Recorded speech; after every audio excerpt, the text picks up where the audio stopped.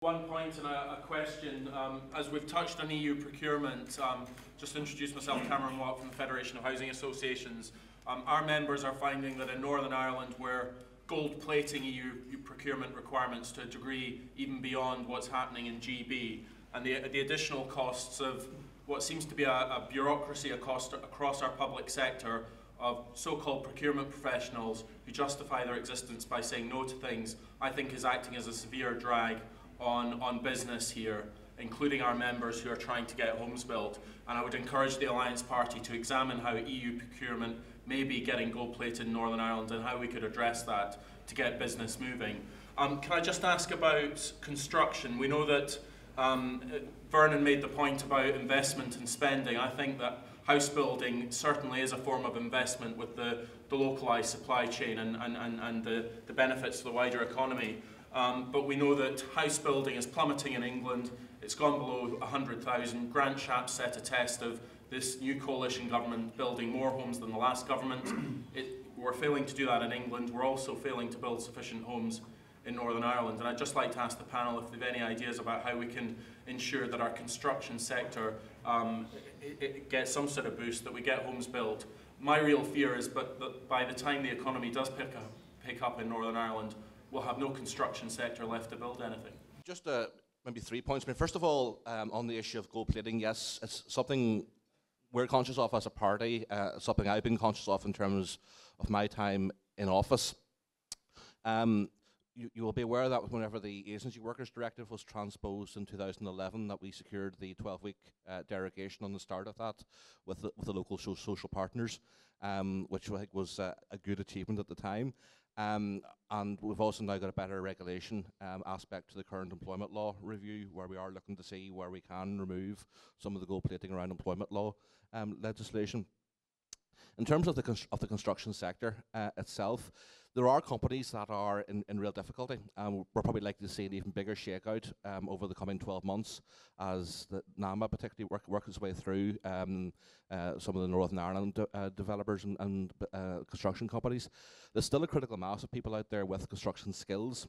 So when the market does pick up, I have no concerns about the capacity of people to pick up whatever contracts are there.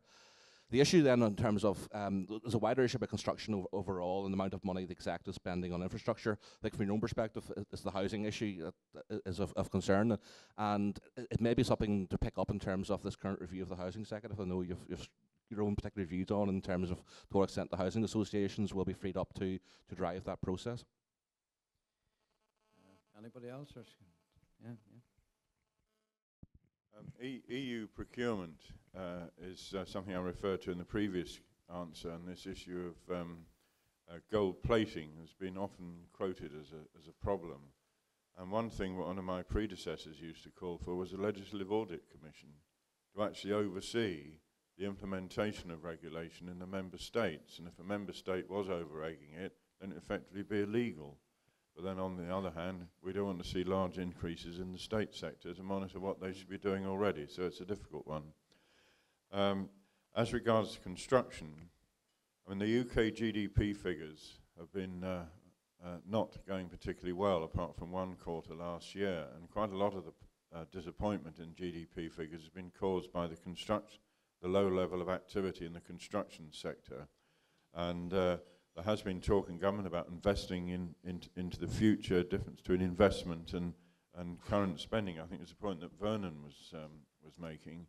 And if anything could be done to increase the number of houses and other public sector contracts that preferably are not tied up with PFI, who end up paying 4 times on a lease purchase for the value of the thing at the end, which has come in for a lot of criticism. But at the end of the day, there needs to be demand for whatever is going to be built. Because I've seen pictures of housing projects going wrong, and then they're half finished, the contractor's gone bust, and then nobody wants to take it over because there's no demand. So there needs to be demand for these things. So it's an overall a mix in the economy. I know there's a bit of a chicken and egg in some respects, but certainly there needs to be the demand there. Well, I mean, the problem in the economy generally is one of a lack of demand, and that's when, without being overly political, you get into the debate about the economic choices facing the country, about how you stimulate that demand and how you get jobs and growth, which is essential. And certainly one of the things that we've been saying is that the government needs to look at what more it should be doing in order to stimulate that growth, and we've made a number of suggestions about national insurance breaks, about VAT reductions. But alongside that, there's also how you use some of the money that the government does get. And we made one suggestion, just as one of the ideas, that we said to the government, you should have used the money that was raised, and I know it wasn't as much as the government anticipated, but the money raised through the sale of the 4G spectrum, mobile spectrum, and instead of using that money to pay off debt, to actually use that money to build houses. Now, clearly, that would be in England, but there would be a Barnett equivalent come across to Northern Ireland, and the Northern Ireland executive then, if they so wished, could choose to use that money on housing. But as I say, I think the broader issue is this central debate, which is fundamental to Northern Ireland and to the rest of the UK at the present time, is about stimulating growth. And I think that some of that does come through, as I say, this fundamental difference that we have to get over between investing and just spending money. And if you invest in housing or in roads or in other infrastructure projects, they actually work as a way of stimulating the economy, creating growth, and as I say, would help not only big business, but small and medium-sized businesses as well. And it's that sort of approach that I think we need, and I think would be of benefit to everyone.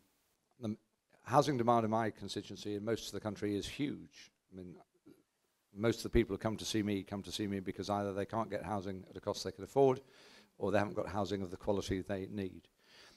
And the government, I think, was fairly honest in its midterm review in saying that it is conscious that what they've done already is not enough. And they set out 6 priorities for the second half of the Parliament, one of which is to try to do more to stimulate the housing sector.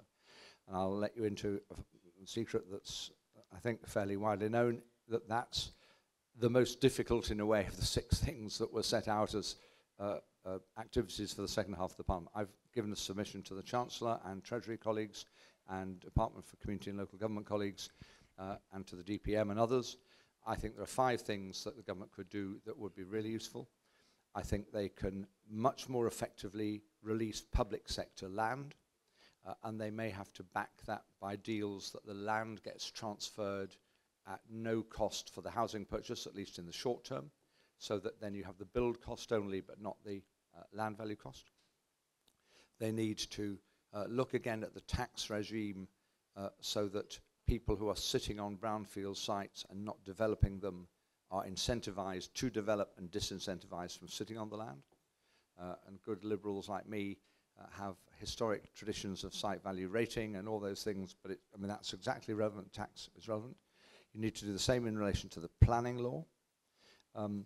You need to look at the ways in which you can build quickly at lowest cost, and that may often be by bringing on site prefabricated buildings. It's done over the world for people starting their careers, young single people, young couples, teaching assistants, people working in the public services.